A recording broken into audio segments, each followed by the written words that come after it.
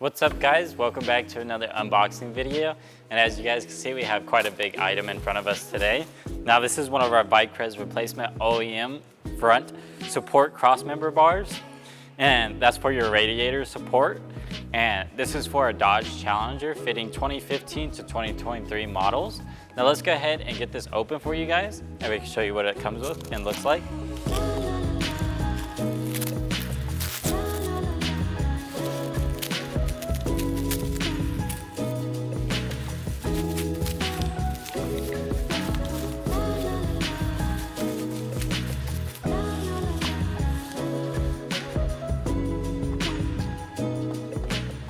Now here you guys go in its entirety. Of course, you have your grommeted mounting points on each side so that it doesn't cause any wear and tear whenever the car is shaking or jostling around. And of course, it has the entire cross member up front for mounting everything.